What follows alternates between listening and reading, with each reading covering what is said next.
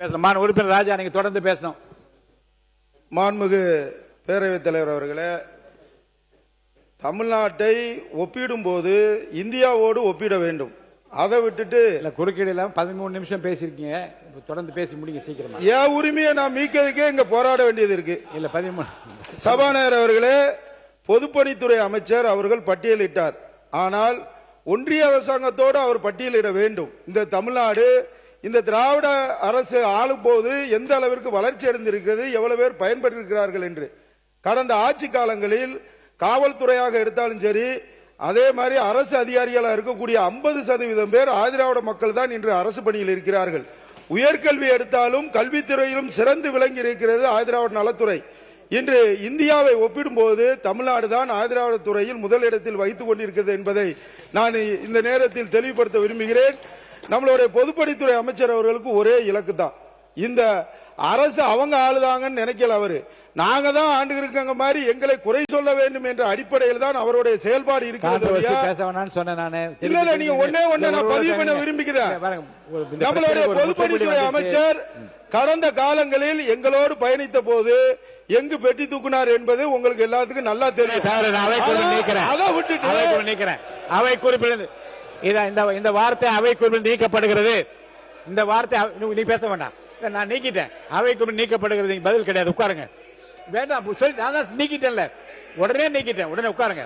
மாண்புமிகு பேரவைத் தலைவர் அவர்களே, இந்த அவையில் பேசிய பள்ளி கல்வித்துறை அமைச்சர் கடந்த திராவிட மாடல் ஆட்சி 2 ஆண்டு காலம் முடிவுற்ற போது அவரே எங்களுடைய முதல்வரை பாராட்டி சீராட்டி இப்படி ஒரு ஆட்சி உலகத்திலே நடக்கான்னு சொன்னாரு.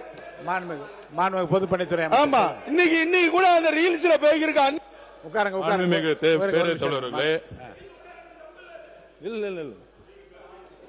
அவை குறிப்பில் எடுத்துட்டேன். என்ன வேணா பேசட்டும். இல்ல அவை இல்ல அந்த வார்த்தை அவை குறிப்பில் நான் நீக்கிட்டேன், உடனே நீக்கிட்டேன். ஒரு நிமிஷம்.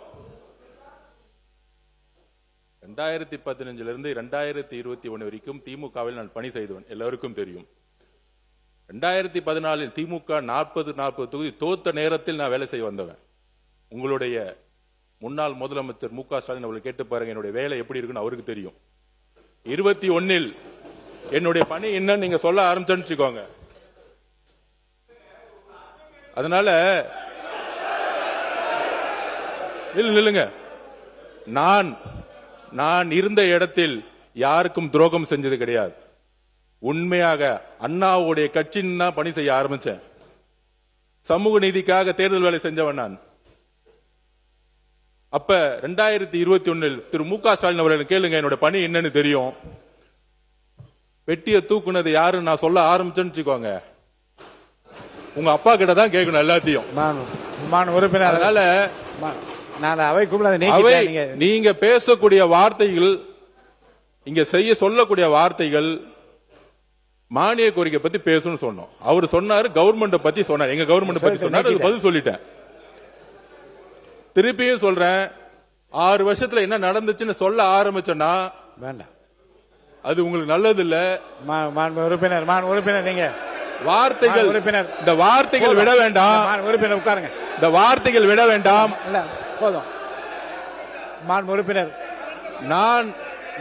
நான் பணி செஞ்சு முடிஞ்சிற வரைக்கும் பொதுப்பணித்துறை அமைச்சர் நீங்க நான் பணி செஞ்சு முடிகிற வரைக்கும் என்னுடைய வேலையை முடிச்சுட்டு நான் அடுத்த வேலைக்கு வந்துட்டேன்.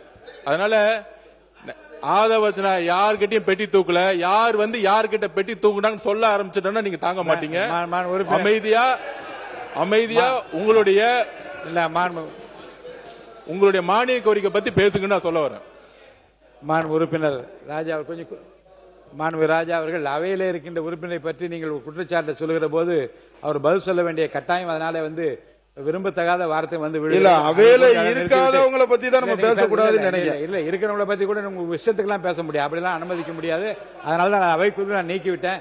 அவை குறிப்பில் நீக்கப்பட்ட பிறகு நீங்க அதை பற்றி பெரிதாக பதில் சொல்வது தேவையில்லை. ஆமா.